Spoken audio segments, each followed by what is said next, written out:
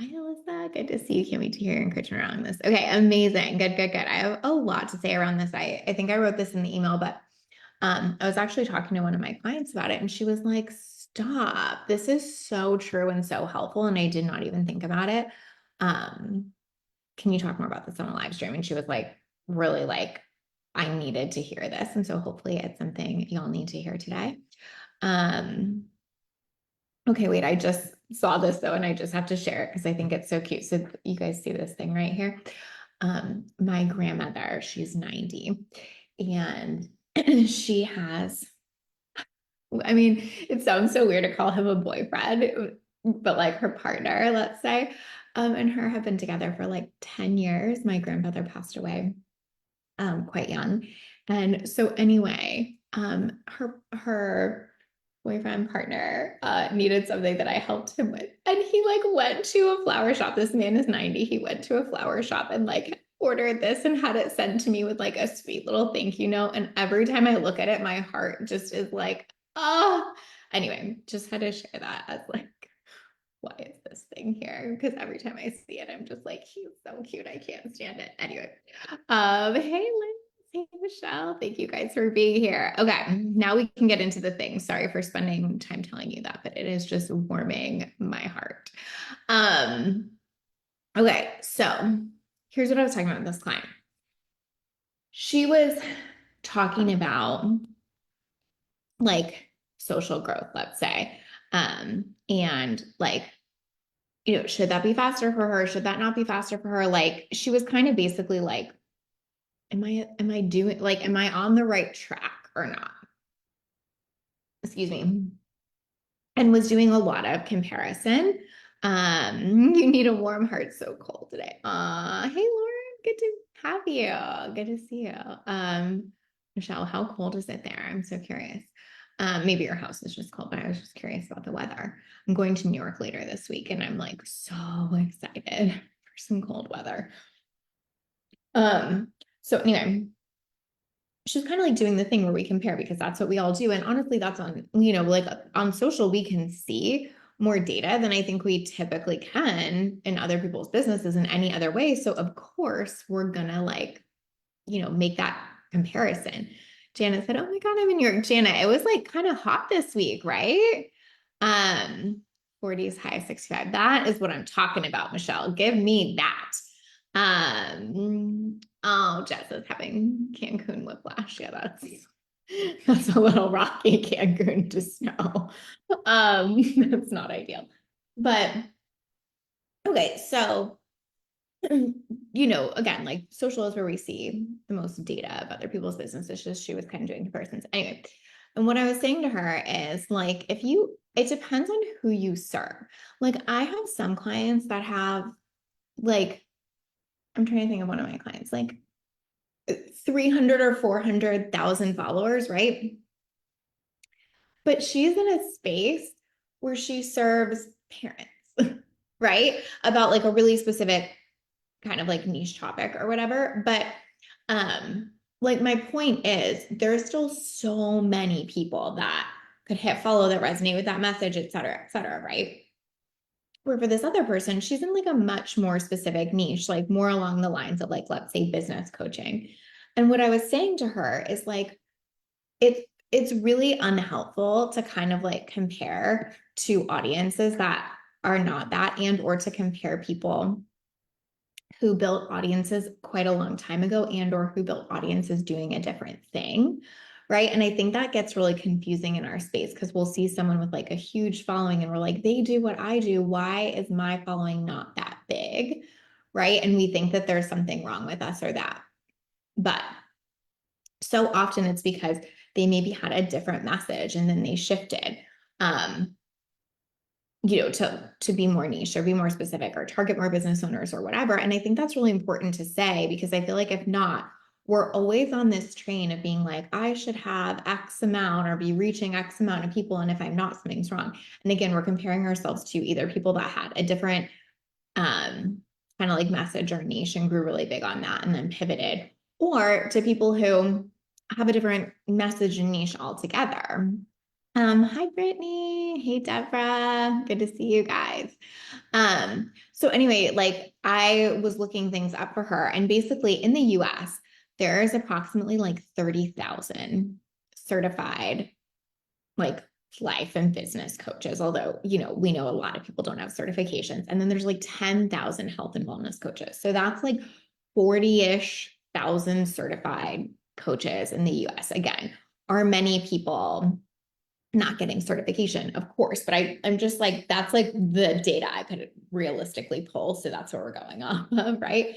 And so the idea that you should have 100,000 followers or an email list of 100,000 people or something, if you target whatever, like coaches, let's say, is crazy. It just doesn't make sense. And it's not a barometer of success in your business.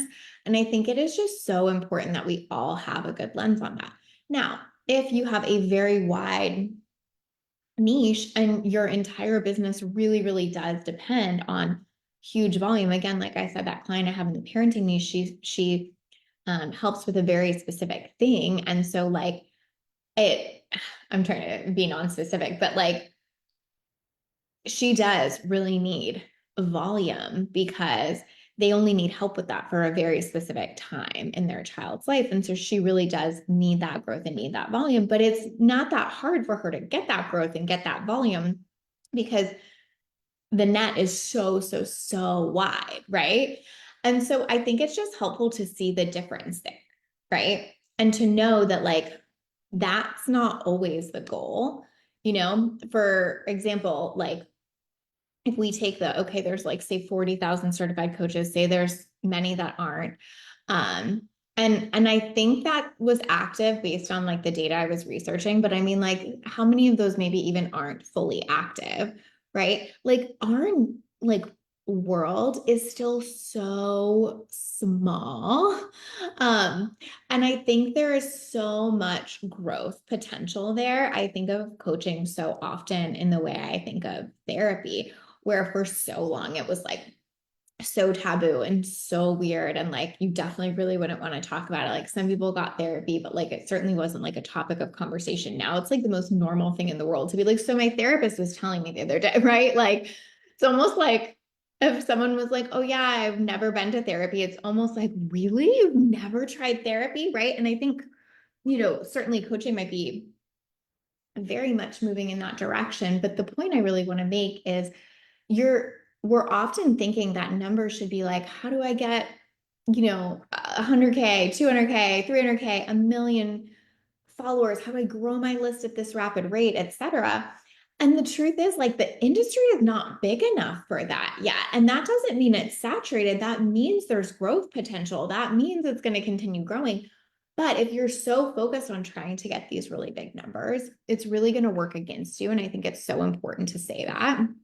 Now, there's different ways to think about this. So I'll share like a little bit of my journey on that. When I started to like really focus on more social growth, I did go for reach almost entirely because I was trying to be like, okay, if I did want more reach, what would that look like? Do I know how to do that? Do I know what that looks like? Do I know what works there? Do I know what lands for people? Okay, great. I'm like trying to build a skill more than I'm trying to massively amplify like the amount of followers I have, right? And I think it's so important to say that because even on like Instagram right now, and I think this is really helpful to say too, like followers and amount of people seeing and being reached by your shit almost aren't like, they don't even like live in the same room anymore, right? Like it used to be like the more followers you had, the more reach you had. It was pretty easy.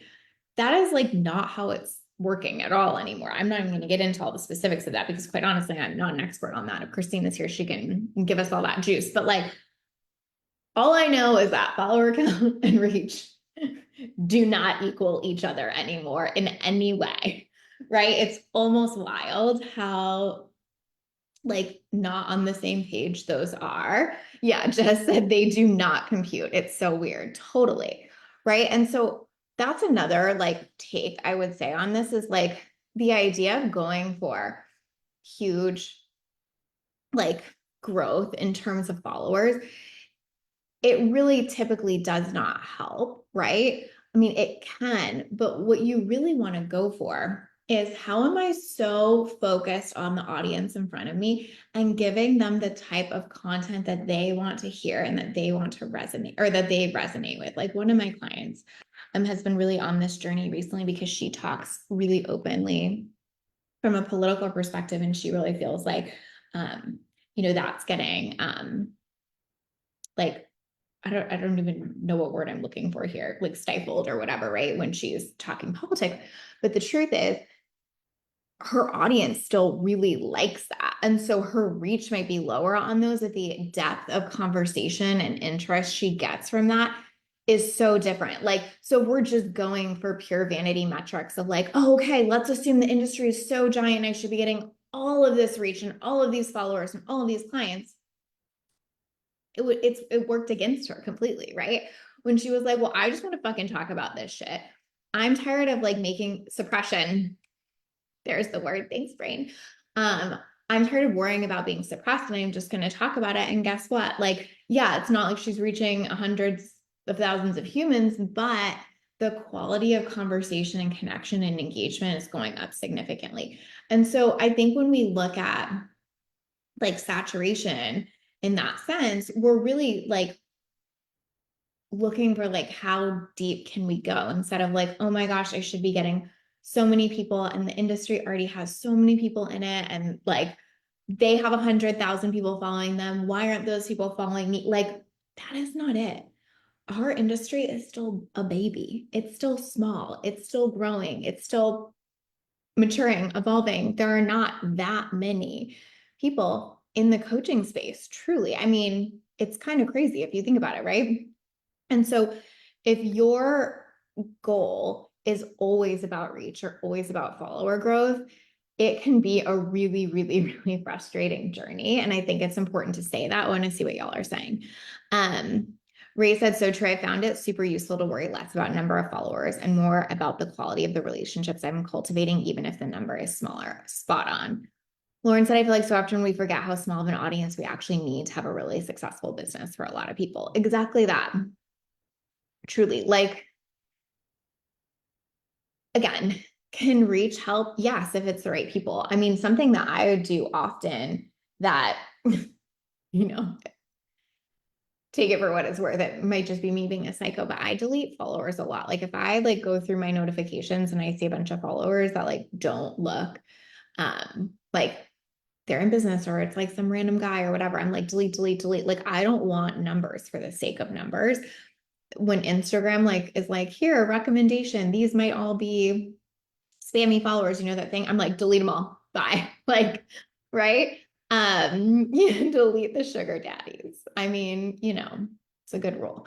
But I think it's helpful to say that, like, ultimately, like, you getting more followers is not going to get you more reach. It's not going to get you deeper conversations. It almost doesn't matter. Even like I think Instagram is becoming more akin to TikTok. Like I barely follow anything on TikTok because the algorithm is just so fucking good. I don't have to. It's like lazy almost, right? Like I know if I like engage on something or like it or whatever, it's always going to show back up in my feed because TikTok's fucking superb in every imaginable way in terms of like algorithm and presentation there. So I say all that to say, like, I think there's like really a piece of this that people have not like totally evolved with because it used to be, yeah, follower count meant a lot to your business. It meant so, so, so, so much.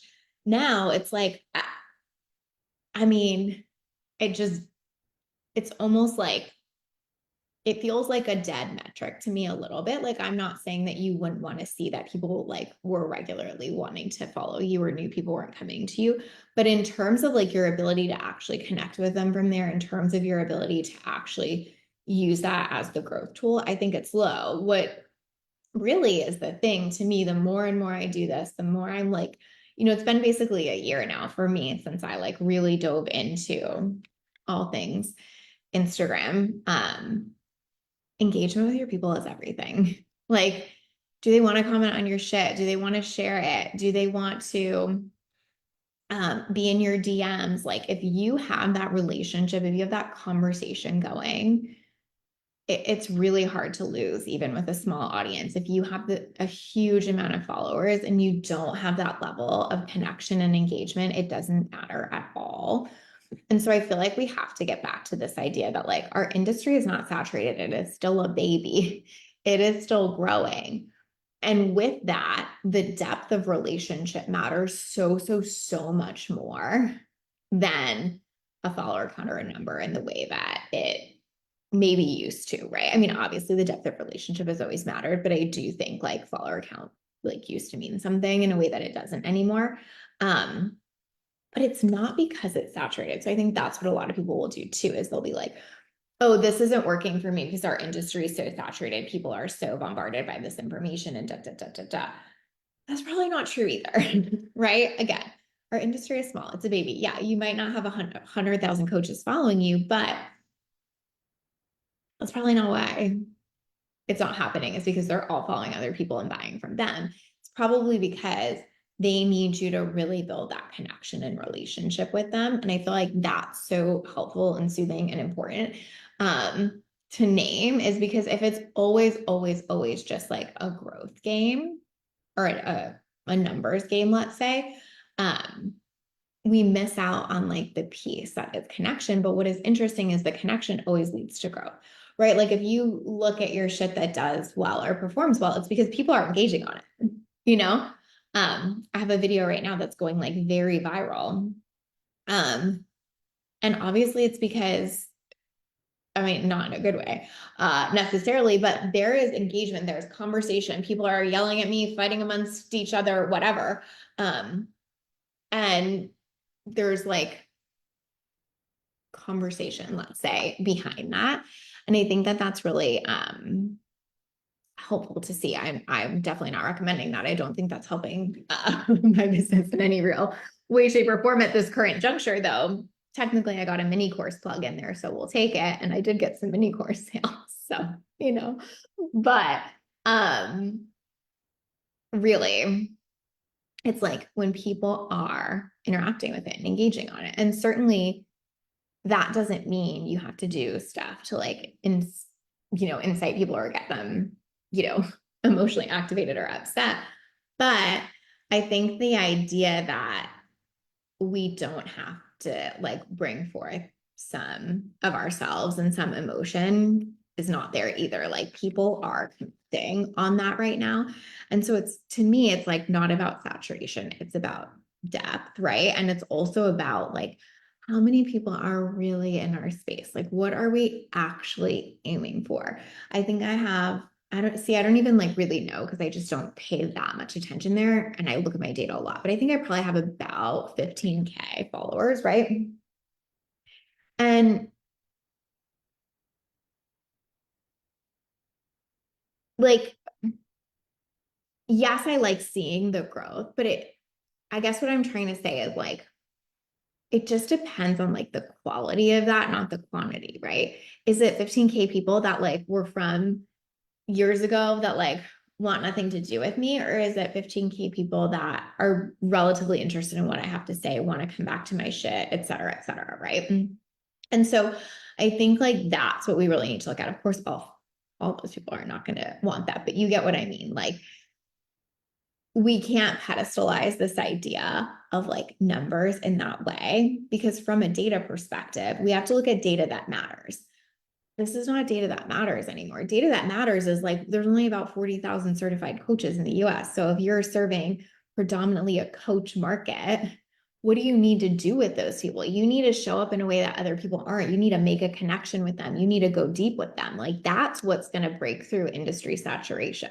That's what's going to keep you at the head of the market as the market continues to grow. And that I think is really what we all have to be focused on. Crystal said 14.7. Okay, great. We're manifesting 15. Michelle said the way people spend their energy fighting people on the internet. I know this is a total, the candle is like my favorite candle. It's called Hotel Lobby and it's Paris, but Hotel Lobby candles are so superior. They're insane.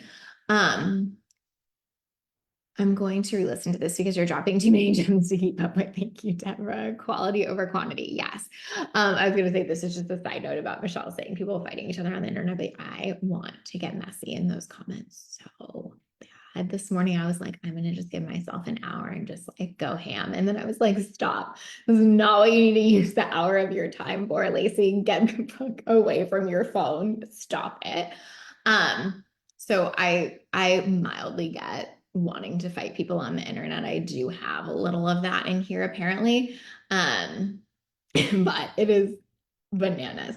But I think that's what's helpful to see too, right? Like that is not serving my business. And quite honestly, it's not really serving me. I mean, thank God I stepped away, right? But like it just doesn't matter because out of 1.7 million people, how many of those do you think are actually like in like coaches that need my services and shit? Like, you know what I mean? It's like laughable. It doesn't matter. Yeah, Michelle said it's the Enneagram 8 in you. It really is.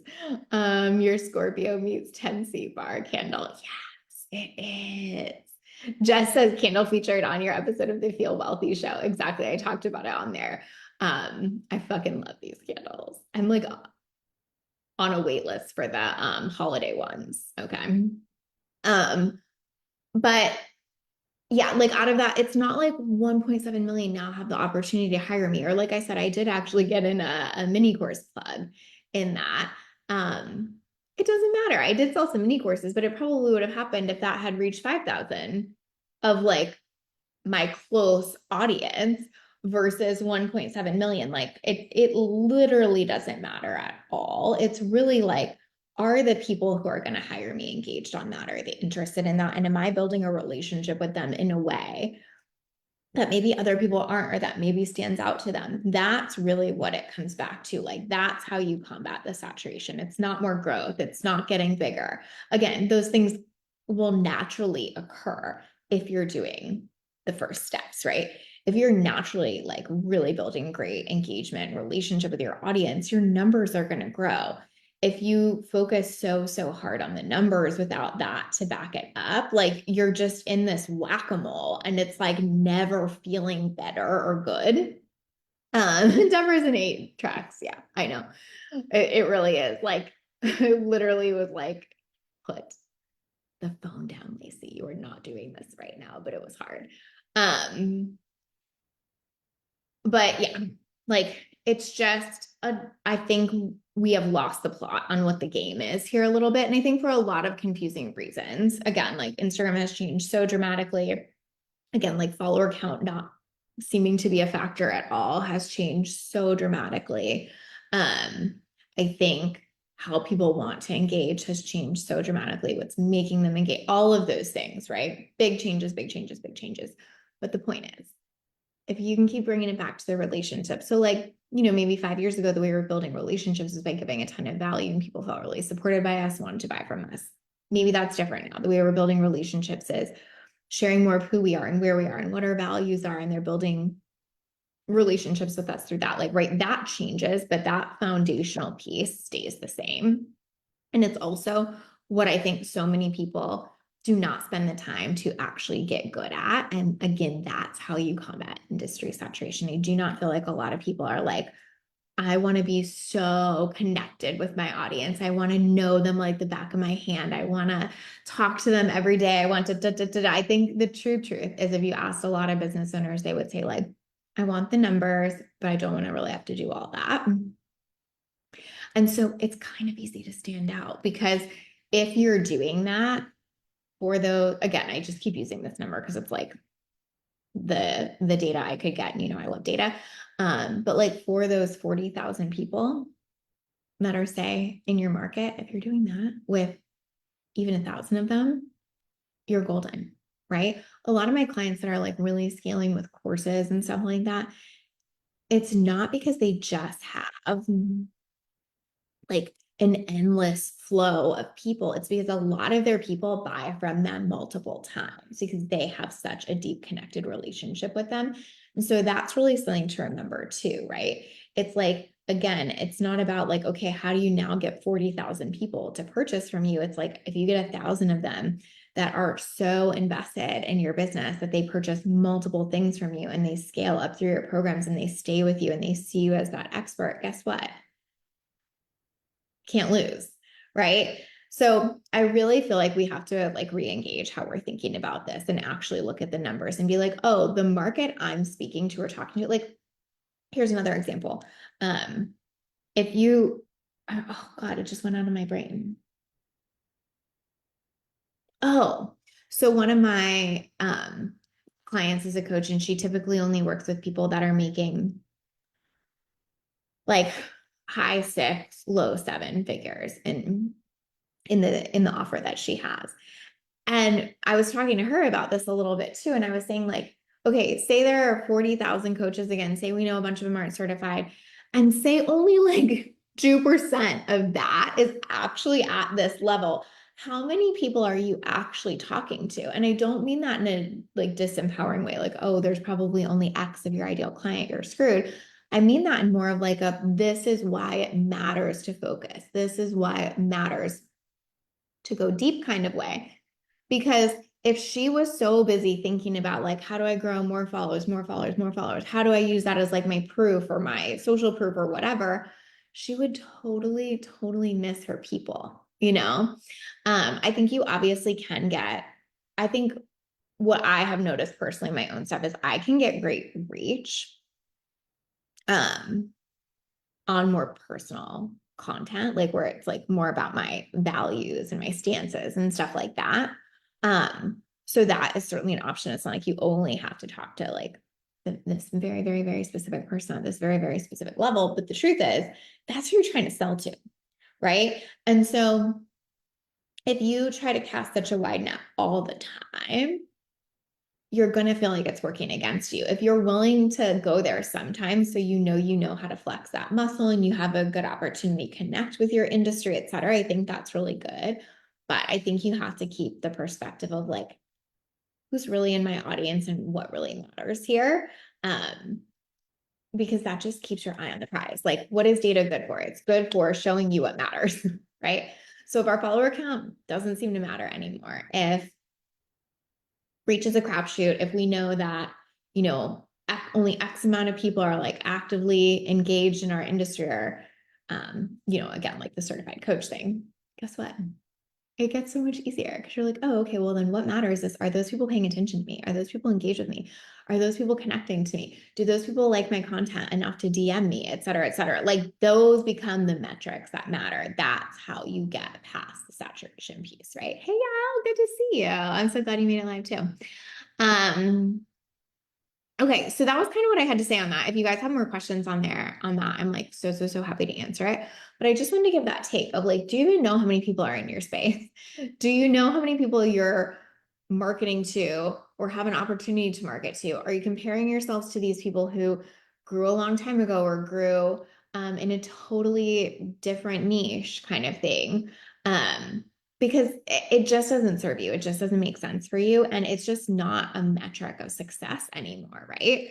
Hi, Adrian. This is such an interesting conversation because I've been in business more than 20 years, almost 5 in coaching, and 2025 will be the first year I try to use social media for anything. I think I posted all of 7 times so far this year. Good for you. Yeah, totally. Like, I think it's just obviously different business models require different things, but I think it's so helpful to see that too. I mean, I've always used social, but I would say last year at this time, so like starting October of 2023 was like the first time where I was like, I'm gonna like take this so seriously in like a re-engagement way that I hadn't and like needed to in years because I had a lot of content I was repurposing.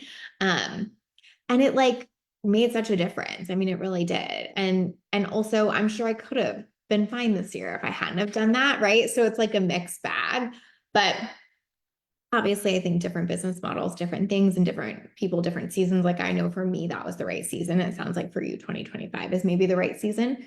Before that, I couldn't have done it in sleep deprivation and newborn life. But I feel like it gets so discouraging for people sometimes because they're looking for those metrics to move in a different way. You know, they're looking to see like, a jump by 10,000 followers this month or something like that. And then they're so discouraged when they don't see that. So that's kind of what I wanted to bring it back to too. Like, know your data, know what actually matters for you, know what seems to move the needle for you. Really pay attention to that stuff and go deep there and make that important. All the other surface layer stuff, it's worth letting go of because it's going to make you crazy. It's going to make you absolutely nuts. Brittany said, LOL, that's where I'm at right now. Brittany, I feel like again, I don't know the numbers here, but it might even be so interesting to be like, oh, okay, well, if I'm in the fertility space, how many people are actively going through fertility treatments in our country right now? Like, again, even knowing that, right, can be so helpful and provide different perspective of like, okay, so like, yeah, the kind of numbers I'm shooting for don't make sense, aren't really important. What would be? And going there, because I feel like it's so easy for us to all blame like industry saturation or think that our industry is like, it's so funny because I feel like some people act like our industry is like so old and has been around forever. I mean, technically coaching has of course been around for a long time, but like the boom it's seeing is so new, so new. And so that is not the problem. It's small, yes, but the real thing is like, how do you capture attention even in that small thing instead of trying to cast such a wide net and then missing your people? So I hope that's helpful. Oh, and again, I just wanted to say this because like I think it can be confusing. Sometimes you might cast that wide net as a tool or as a thing to be like, oh, okay, like I want to know how to do that or I want to have that tool. But it's not, don't trick yourself into thinking that it's because it will grow your business a lot. Like I definitely play with this on social sometimes because I want to be able to translate that for clients and stuff. But it just, again, like it's not the needle mover. So I hope that helps. Jackie said, yes, this was so helpful. When I looked at my numbers, it made my goals seem more realistic. I love that. Are your clients mostly using social for growth or pushing to email? I love this for data. Or pushing to email. I'm not sure if I totally understand that question, Adrian, if maybe you could specify, but like, they certainly use social to push for email growth, but maybe you're saying like, are they using ads as well for email growth? I don't know. Let me know. I would say it's a mixed bag. Like, I think, again, it depends on business model. Like I have some clients who like really don't have to rely on social a lot for growth because it's just not what they need in their business model. Like using social to move people to their list. Yeah, totally. Some of my clients are very heavy ads focused. Like they're really, they really have built out funnels and they rely pretty heavily on ads traffic. And then some of my clients are really social focused. I think in general, most people need a combination of all of it to a certain extent right now in terms of like, I think ads perform better when you're active on social. I think, and vice versa. I think your social tends to get a bump when you're running, great targeted ads. So I think there's both and, but certainly I think email is still a huge part of it and you want to own your list and you want to have all of that. But I do think, yeah, I totally understood your sentence. But I do think that, having a bit of a combination is helpful for a lot of people. I wouldn't say it's everyone, but I think, some people might skew like 80% ads, 20% social, or 20% ads, 80% social, or whatever. I mean, I have some clients that obviously aren't doing ads at all too, and are just really, really epic at social growth. But again, it just depends on the audience. It depends on like what happens there and how it's easy to get engagement there and different things like that too. Like I think personally, as a business coach, for example, I think it's a little harder to get engagement truly because I think it's really hard for people to kind of like openly call themselves out often. Like, oh yeah, I really needed that help, or, thanks for that because my business is da, da, da. Like putting it out there, like how our business is challenged or like really needing certain things in our business, I think is harder. Where I feel like in other senses, sometimes it's easier to get engagement. Like, say it's about like, I'm trying to think of something like toddler toys or, something like that. It's so much easier to be like, oh yeah, my kid loves this or my kid, right? We have to find the like versions of that in our space and in our niche. I'm certainly not trying to say business coaching is the hardest place to get engagement because it's not.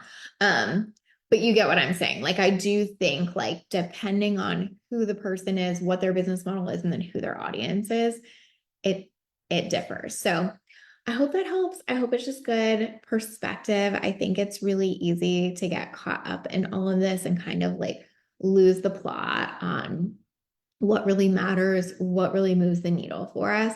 And again, it's not that we can't have fun and play with numbers, but at the end of the day, like you got to know your numbers to the point of knowing what matters and really focusing there. So I hope that helps. I am here if y'all have questions after you watch the replay. Again, I know this is a big week, a heavy week. I know everyone is feeling a lot. So just want to say, like, seeing you guys all in that too, sending you love, reminding you to vote and care for your nervous system if you're in the US. And I hope you guys have a beautiful week. Hey, Sarah. Yay, so excited for you to get more into social too. I've had a lot of fun, like being really re-engaged in it this year. It's like really brought a lot of fun and creativity to my year. So I hope it does the same for you. All right, guys. Oh, wait, hold on. This is very important before I forget. We opened applications for podcast season 11 today. I almost forgot.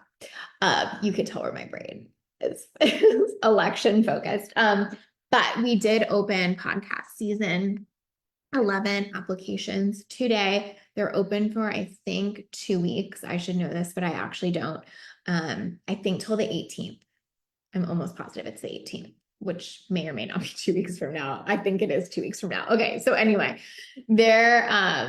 yeah, Crystal, that would be amazing if you posted the link. Thank you so much. Crystal will drop the link here. If you guys are interested in being part of podcast season 11, you want to be on literally, let me know. We only sent the email out to the waitlist for obvious reasons. So if you want all of the details and you're not on the waitlist, just join the waitlist and you'll get that. But otherwise, thank you guys so much for being here today. I hope you guys have as peaceful of a week as humanly possible in the midst of all of this, and I'll see y'all next week. Bye, guys.